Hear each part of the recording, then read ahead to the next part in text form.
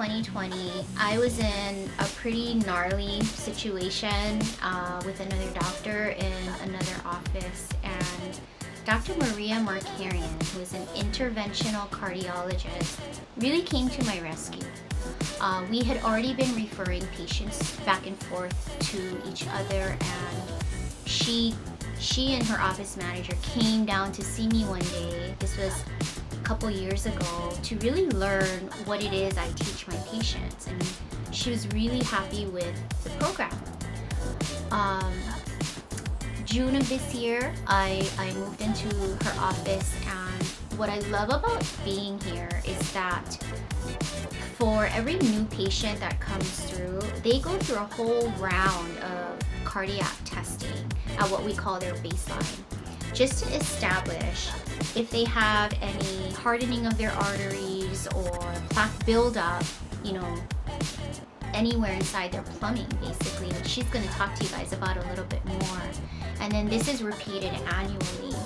And what we've done is we've really formed Hawaii's first cardio-metabolic clinic. And so I want all of you to meet my amazing partner, Dr. Maria Markarian, because she is one of the nicest people you'll ever meet in a world where cardiologists really can be quite arrogant or forceful or whatever, because they've gone through so much in their training and they do so much every day. She is just the kindest person, and she is the perfect fit for my practice and my patients. Hi everyone, I'm here today with Dr. Maria Markarian. She is the amazing cardiologist who basically saved my keto clinic, and I'm so thankful to her. I thought it would be a good idea to talk a little bit about the profession of cardiology and what we do here in the office, because I think it's just a great educational piece. People typically think of going to see a cardiologist maybe after they've had a heart attack, or if they have some type of rhythm disorder in their heart, congenital defects, things like that. But there's a lot more that happens in here that I think is fun to talk about and share, just for your general knowledge. So hi Maria. Hi Dr. Jodi. So cute. Okay, why don't you introduce yourself? Hi, I'm Dr. Maria Markarian. Sorry. What if this ends up being the longest blooper reel? That's gonna be funny. She's not an actress, guys. She's a cardiologist. Just give her a break. Hi, I'm Dr. Maria Markarian. I'm a cardiologist here in Kailua, Hawaii. I grew up in California, did my training and practice in Michigan, and it's always been my lifelong dream to start a private practice and to come to Hawaii. And I was able to combine the two, and I've had a growing and thriving practice here. Very honored to be able to do that. I did my training back in Michigan in cardiology, and I did some added certification in interventional cardiology. So what is interventional cardiology? Because I think people don't realize that there's different tracks you can go down in this particular field. Good question, and you're right, a lot of people do not really know what that means. So we have general cardiologists that take care of the heart and the vascular system. Some of us specialize in the electrical system of the heart in an area called electrophysiology. I specialize more in the plumbing of the heart and the blood supply. Blockages in these arteries are what leads to chest pain and heart attacks, and that has been my special interest. I'm at a point though where in my career where I'm getting more and more interested in prevention. We have lots of tools to deal with, both from medications, diet, exercise, more of a holistic approach. And along the way here, I met Dr. Jodi. Yeah, so, what I encounter on an almost daily basis is there are a lot of physicians who, I believe it's because of what they see on social media and what they hear. There's so many horror stories about keto.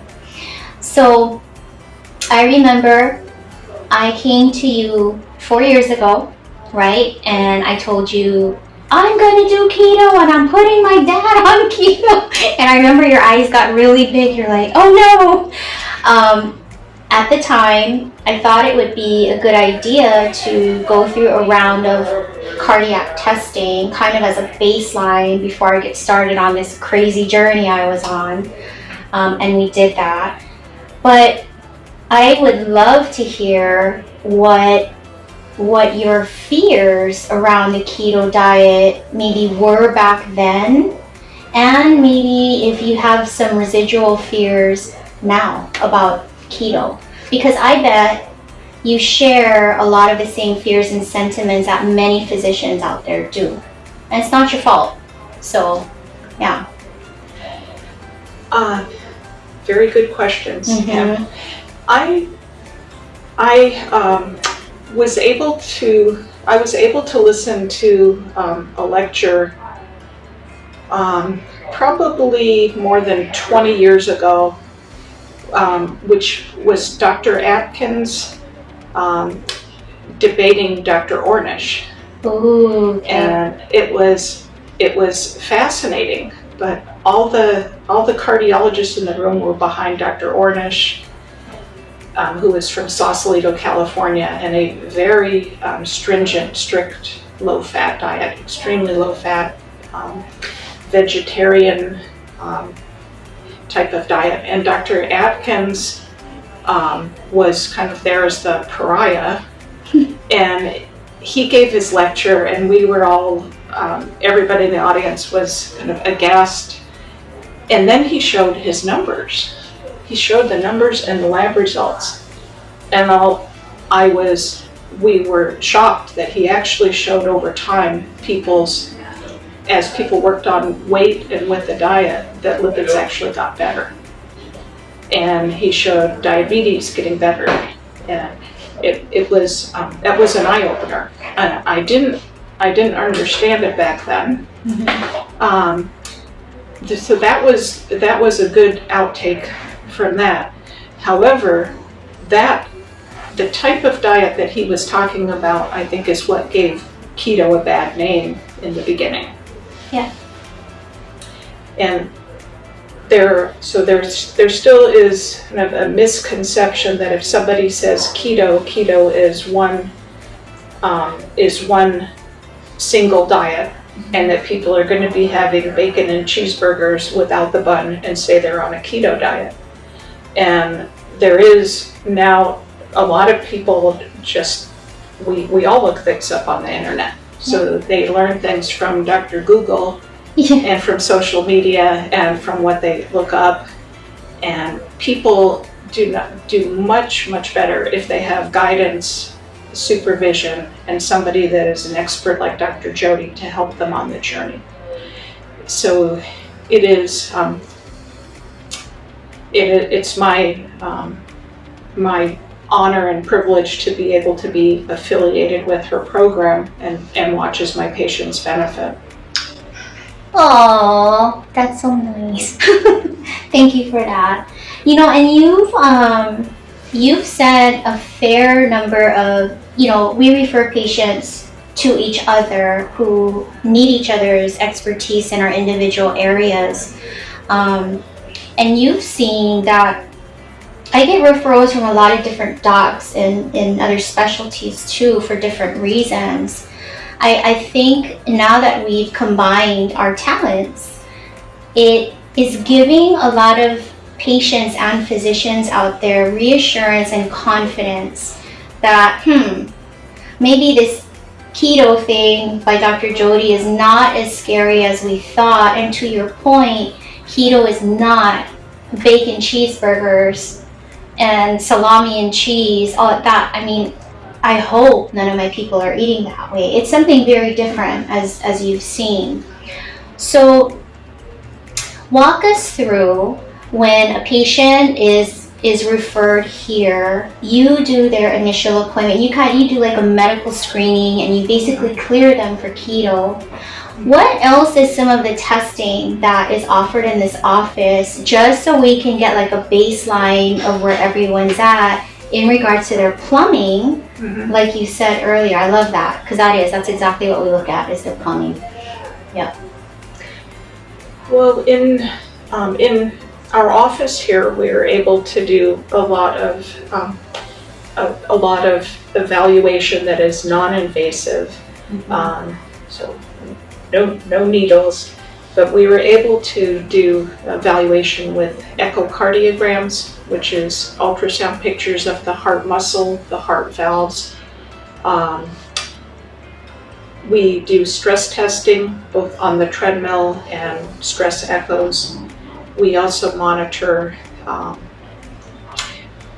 we do vascular screening, where we are looking at ultrasound of the major arteries, so the carotid arteries where blockage can lead to stroke, the aorta, and we also do both artery and vein ultrasounds in the legs.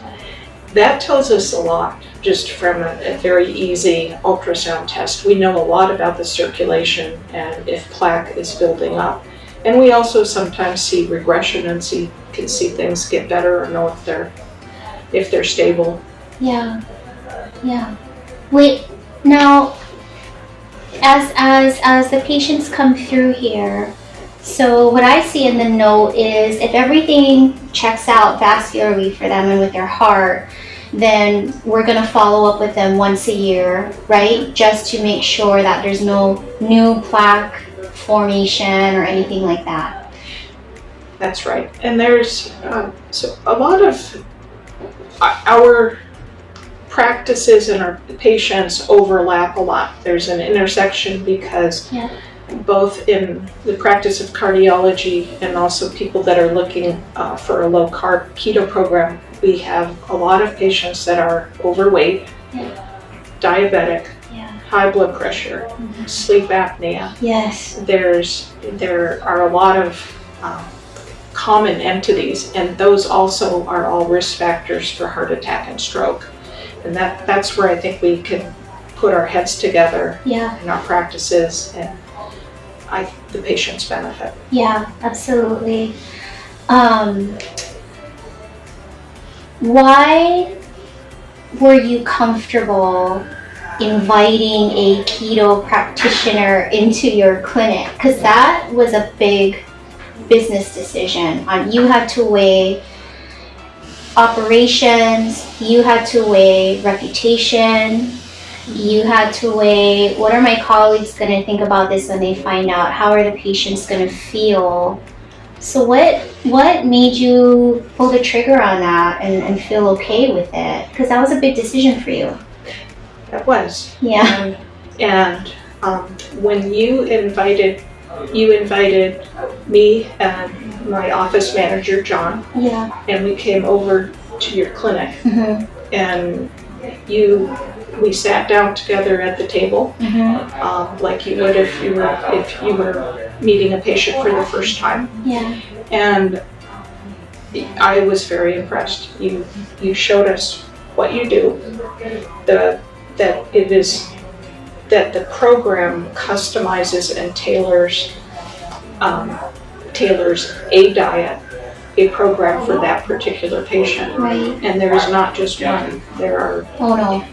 It is. There's like 1,000 versions of keto based on the person.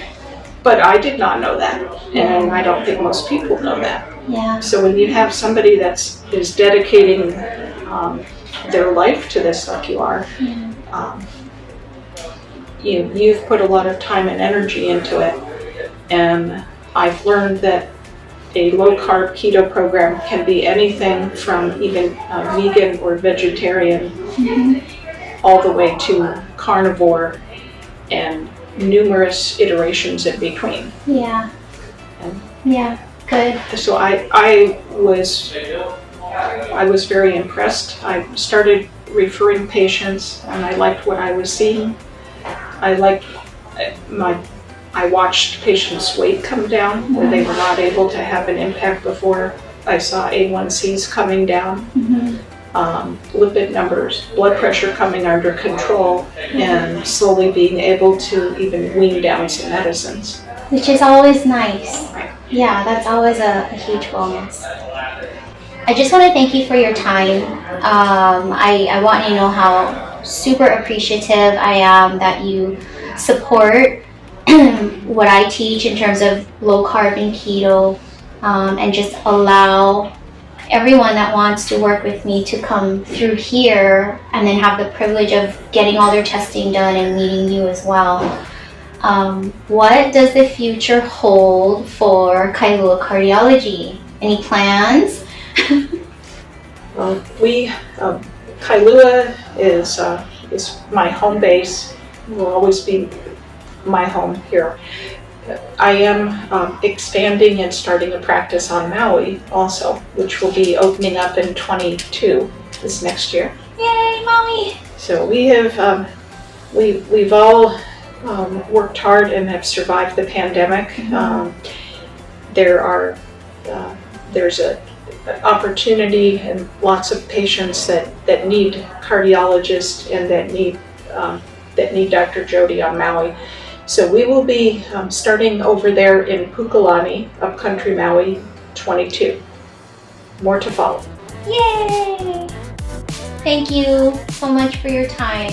You're a busy cardiologist, and here I'm holding her hostage in her office for the video. But I hope this gave a lot of you just a better understanding of the practice of cardiology, the types of testing that is available to patients, and to hear it from her point of view and her specialty just is so valuable for regular people like us. So thank you so much. Thank you. We will let you get back to work now. Because drinks like juice, soda, energy drinks, box drinks, pouch drinks are so prevalent in today's society, one of the questions I get asked most often is, what can we drink when doing a low-carb keto diet? Well, let me show you some options. Shaka tea is actually a really great choice. It contains no caffeine and no bad artificial sweeteners and does have a lot of great flavor. Zevia soda is a great option for those of you who like that bubbly fizz in your mouth. Zevia comes in a lot of different flavors and is available at stores like Whole Foods. You can also do flavored sparkling waters, but you really have to just double check the ingredients and make sure that there's no added sugar. And these are some of the things that you can drink in addition to water on keto. Jess from Forage Hawaii is back to show us how to make steak tartare in a poo-poo style. And this is timely because I think this is so perfect for holiday parties and family potlucks.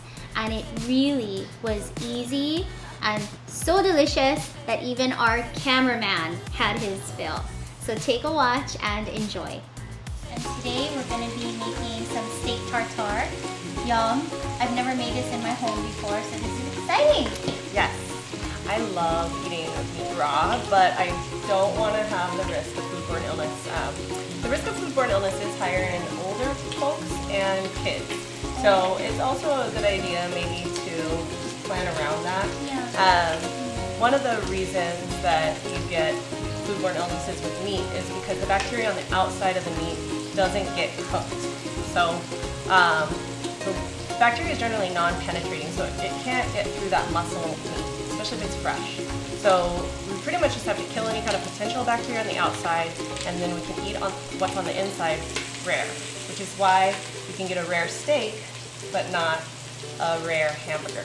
Yes, because we didn't grind the bacteria into the meat. whole thing. Yeah. Okay, got it. Exactly. So for steak tartare, you can do carpaccio too. Either way, you just want to make sure to get a good heat on the outside, but you're not going to cook the inside. This is just my technique. I'm using Filet, which is the most expensive cut of beef. You can use sirloin if you want. That's a much more affordable cut of beef. Where's the fillet on the count? The fillet is kind of like, I can't show you, but kind of like deep in the backside under the rib. Oh, okay. Yeah, it's a muscle that's not really used very much. Oh. And the muscles that are used the least are the most tender, like the loins on the back. They're not weight bearing. And the fillet is the most tender, then the ribeye, New York, sirloin. There is a cut that's on the shoulder called the flat iron that's really tender, even though it's a shoulder load-bearing cut. Yeah, flat iron's good. Yeah, I love those cuts. Okay, so I'm just gonna make sure that that pan is really hot first. Okay, so now our pan's really hot. I'm just making sure every area of the meat gets a good 30 seconds or so. 30 seconds, okay. On each side. Yep.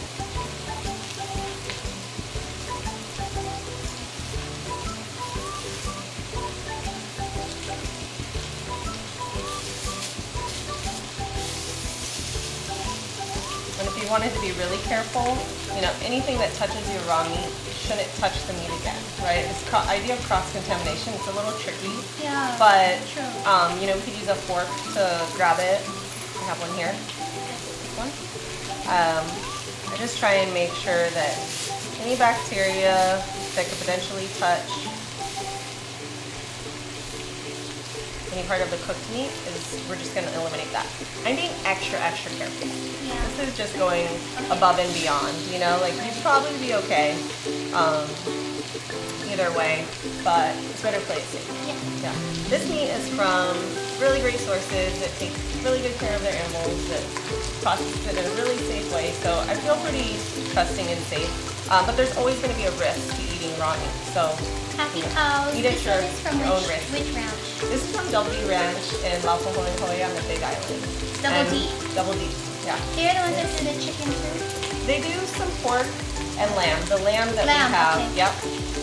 And they do some pork. So we do make, this is a little secret, we do make some bacon, and we use their pasture-raised pigs for our bacon. But you have to special request it, so a little fun insider fact. So everything here should be good. You turn that off and get ready to prepare it for tartare. Okay, so I'm just gonna remove some of this stuff that's already cooked. So theoretically, any bacteria that would have been on the outside of this has been burned off. Yeah. Heat kills bacteria.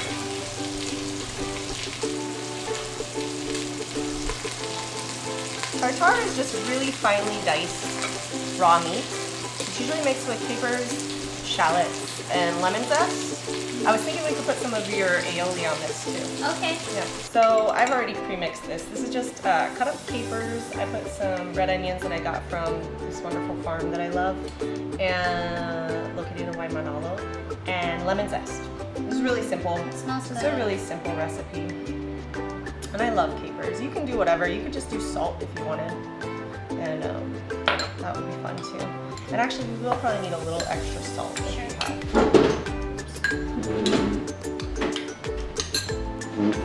I love this Redmond's real salt. I was looking at the mineral composition. Oh yeah. It's like much higher in minerals, so I think just have to use it more. Because it's from like unadulterated salt beds from like centuries ago. Yeah. It doesn't have like a bunch of microplastics in it. Exactly. Like sea salt does. It's so sad. It's the saddest thing that And all I this found out. Himalayan salt, is it really from the Himalayas? How do we If know? it's at Costco, I have a hard time believing that. Yeah, we just Okay. don't know. So, probably put a little bit of your sauce on each cucumber. It'll be like the glue Oh my gosh, this So is gonna hold be that. amazing. on there.